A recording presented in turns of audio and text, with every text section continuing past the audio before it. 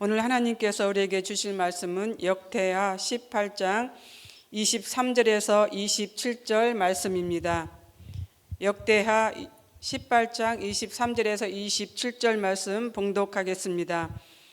그나나의 아들 시드기야가 가까이 와서 미가야의 뺨을 치며 이르되 여호와의 영이 나를 떠나 어디로 가서 내게 말씀하더냐 하는지라. 미가야가 이르되 내가 골방에 들어가서 숨는 바로 그날에 보리라 하더라.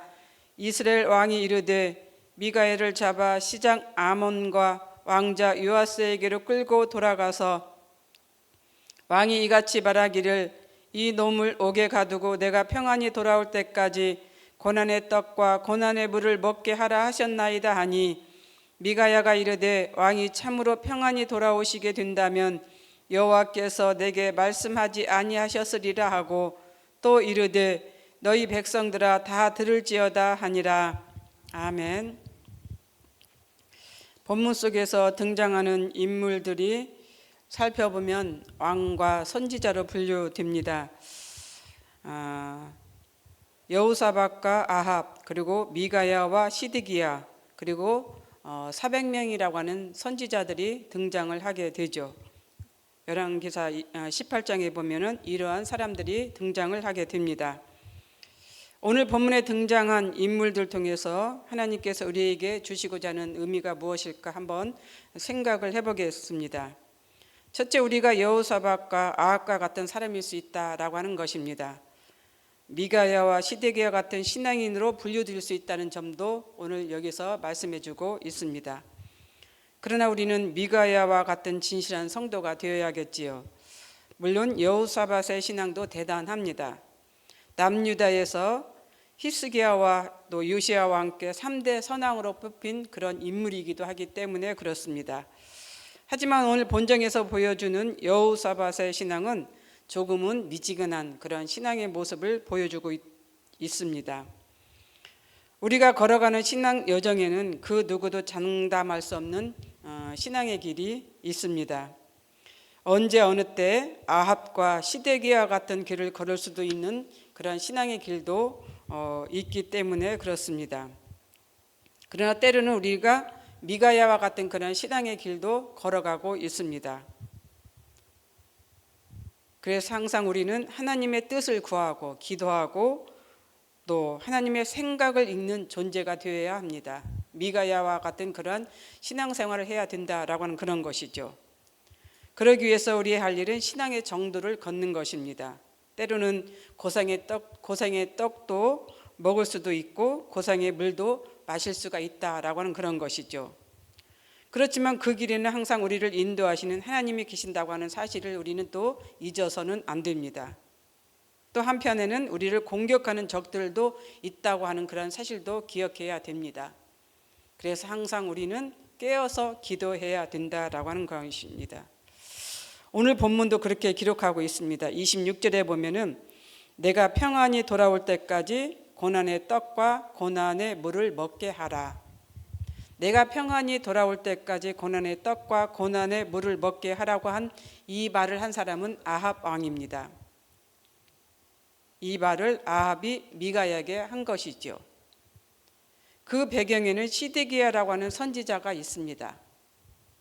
아람과의 전쟁이 과연 하나님의 뜻인가, 또 거기에서 이길 수 있는 것인가 라고 하는 그 묻는 과정에서 이런 대화가 오고 간 것입니다.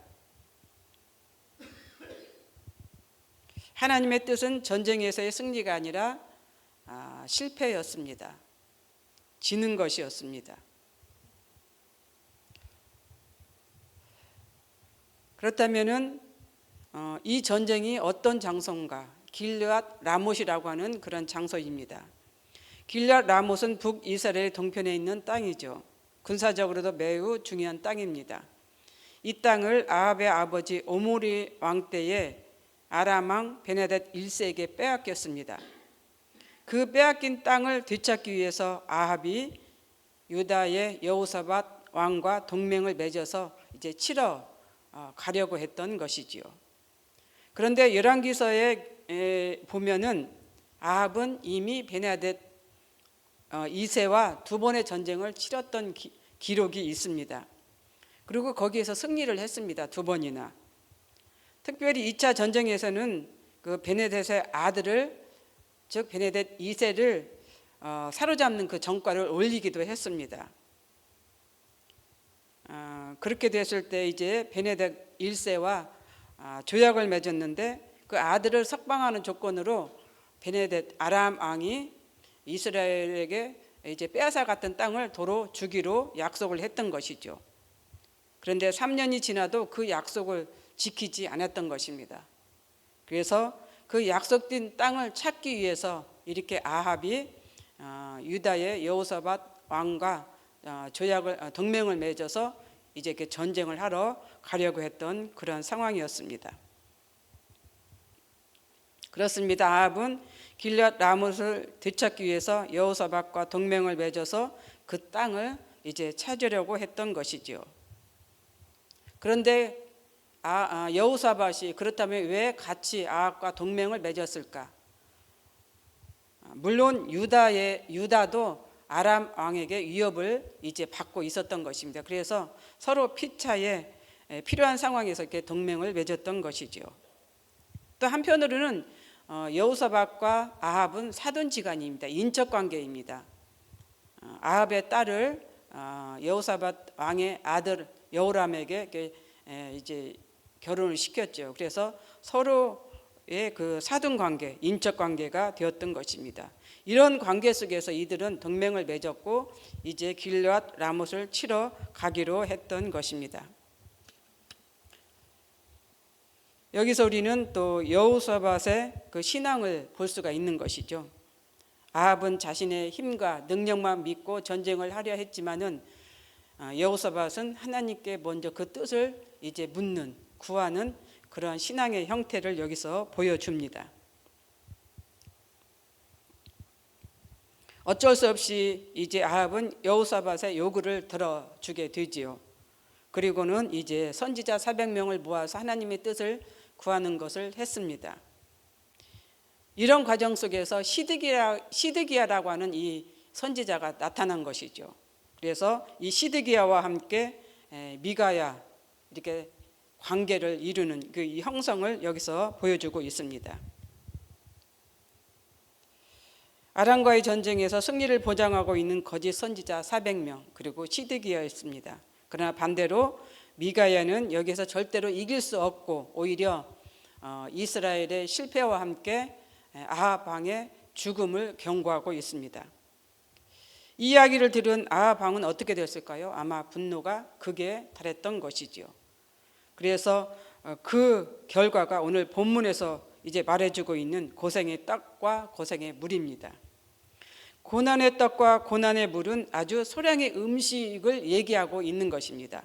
죽지 않을 만큼 생명을 부지할 수 있을 정도로만 음식을 주라고 하는 이런 고문이다라고 하는 그런 것이죠. 즉 미가야를 감옥에 가둬서 이런 아주 소량의 음식만 주어서 생명만 부지할 수 있도록 그런 고통을 주라라고 하는 그런 의미였습니다. 그런데 미가야는 오히려 시드기야를 향해서 또 아합을 향해서 내가 골방에 들어가서 숨는 날이 있을 거다라고 하는 예언을 하게 되죠. 이 말은 자신의 예언이 성취될 무렵 시드기야가 사마리아 거리를 활보하지 못하고 자신의 생명을 부지하기 위해서 골방에 들어가서 숨을 수밖에 없는 그 처지를 이야기를 하고 있는 것입니다. 골방에 들어가 숨는다는 것은 어떤 큰 사건이 있다는 것이죠. 불안해서 어떻게 할 수 없는 이 상황을 벌어진다라고 하는 그런 것을 여기서 암시를 하고 있습니다.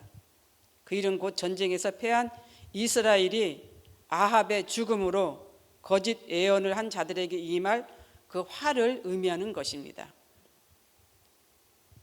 그들이 승리를 다짐했고 승리를 이제 예언했던 그들에게 아합의 죽음으로 인해서 그 화가 누구에게 미칠까요? 당연히 이 거짓 선지자들에게 미칠 것입니다. 그런 상황에서 이들은 자기들의 숨을 곳을 찾아서 이제 도망다니는 그러한 신세, 혹 잡혀있면은 감옥에 갇혀서 이런 신세가 될 수밖에 없는 그 상황을 여기서 미가야는 얘기하고 있는 것입니다. 그렇습니다. 미가야에게 내린 저주가 오히려 그들에게 부메랑이 되어서 그들이 받게 되는 이 상황이 처해지게 되는 것이죠. 아합은 우연히 아람 병사가 쏜 화살에 죽었습니다. 시드기야와 거짓 선지자의 예언이 맞지 않게 되었던 것이죠. 그래서 이들은 도망 다닐 수밖에 없는 신세가 되었던 것입니다. 감옥에 갇혀서 미가야에게 내린 그 저주, 고난의 떡과 고난의 물을 마실 수밖에 없는 이런 상황이 되었던 것이지요. 아합이 내뱉었던 저주의 말이 부메랑이 되어 이스라엘에게 또 거짓 선지자들에게 본인에게 그대로 임했던 것을 우리는 알 수가 있습니다. 그래서 우리는 혀를 조심해야 되고 말을 조심해야 됩니다. 얕은 꾀를 써서도 안 된다라고 하는 그런 것이죠. 아람 군대의 눈을 피하려 했던 아합은 오히려 죽음을 맞이했습니다. 위험에 노출된 여호사밧은 하나님의 도우심으로 극적으로 생명을 연장하게 되었던 것이지요.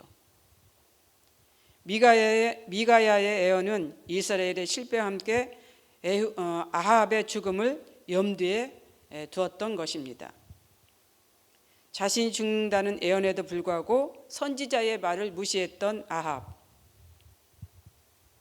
영광스러운 승리가 아니라 아주 초라한 부끄럽고 초라한 죽음을 맞이했던 아합의 모습을 우리는 성경에서 볼 수가 있습니다. 유다의 3대 선왕으로 불린 만큼 여호와 보시기에 정직했던 여호사밧도 정작 결정을 하고 결단을 요구할 때는 당당하지 못했던 이런 신앙의 모습을 우리에게 보여주고 있습니다. 그렇습니다. 우리도 때로는 이제 아합과 같은 그런 상황이 벌어질 때도 있습니다. 그렇지만 여호사밧처럼 그런 신앙의 그 뜨뜻미지근한 그런 모습을 보여서는 안 된다라고 하는 것을 여기서 말해주고 있는 것이죠. 물론 사람이기 때문에 그럴 수도 있습니다. 그러나 항상 우리가 그런 상황 속에서 그렇게 되지 않도록 기도를 해야 된다라고 하는 그런 것이죠. 오늘 본문에서 고난의 떡과 또 고난의 물을 마신 자는 미가야가 아닌 시드기야와 그에 따른 400명의 거짓 선지자였습니다. 그리고 아합은 죽음을 맞이했습니다. 이런 과정을 통해서 우리가 생각해야 될 것은 미가야와 같은 그 성숙한 신앙으로 살아가야 된다라고 하는 그런 것이죠. 어떤 일이 있으면, 어떤 일이 벌어지면, 어떤 일이 생기면 먼저 하나님께 뜻을 구하고 하나님께 기도하는 그런 자세로 살아가야 된다라고 하는 그런 것입니다. 그러나 우리가 그런 일이 닥치면은 우선 인간적인 마음이 드는 것은 사실입니다. 그러나 정신을 차려서 우리가 이 미가야와 같은 이런 신앙인의 자세로 살아가야 된다라고 하는 그런 것이죠. 그렇게 될 때 우리는 성숙한 신앙인으로 살아갈 수 있을 것입니다. 이러한 신앙을 살아갈 수 있는 우리 모두가 되었으면 좋겠습니다. 기도하겠습니다. 사랑과 은혜가 풍성하신 하나님 감사합니다. 오늘 우리에게 주신 말씀 우리가 잘 새기며 기억하게 하여 주시옵소서. 언제 어느 때든 어떤 상황이든지 간에 우리는 미가야와 같은 그러한 신앙의 모습으로 살아가는 자가 되게 하여 주시옵소서. 시대에 따라 결단을 요구할 때도 있고 또 시간에 따라 결단을 요구할 때도 있습니다. 이럴 때 어리석은 자가 되지 않게 하여 주시옵소서. 미가야처럼 정말로 당당한 그러한 신앙인으로 살아갈 수 있는 저희가 되게 하여 주시옵소서. 때로는 우리도 고난의 떡과 또 고난의 물을 마실 수도 있습니다. 그러나 그런 것은 잠시입니다. 우리가 이 물을 이제 계속해서 마실 수 있는 우리가 되지 않도록 늘 우리의 신앙을 점검하며 나아가는 하나님의 자녀가 되게 하여 주시옵소서. 감사를 드리며 예수님의 이름으로 기도드립니다. 아멘. 공동 기도문입니다. 다음과 같은 기도의 제목으로 기도드리겠습니다. 지금 들은 말씀이 내 삶으로 이어지게 하옵소서. 동네 세매절 말씀 묵상으로 든든히 세워져가는 우리 동네, 우리 교회 되게 하옵소서. 영육의 질병으로 고통받는 성도들을 주님께서 위로하시고 치료하여 주옵소서. 오늘 대통령 선거입니다. 우리나라에 꼭 필요한 지도자가 선출되게 하소서. 전쟁과 지진으로 가족과 삶의 터전을 잃은 사람들에게 살아갈 희망의 동기를 주소서. 산불 후유증으로 고통받고 있는 가정이 신속하게 복구될 수 있게 하옵소서. 동네 플러스 20 공감에 준비된 영혼들이 하나님의 자녀로 살아가도록 인도하여 주옵소서. 이 시간 공동 기도문과 개인의 기도 제목을 놓고 기도하신 후에 각자 삶의 자리로 나아가도록 하겠습니다. 기도하겠습니다.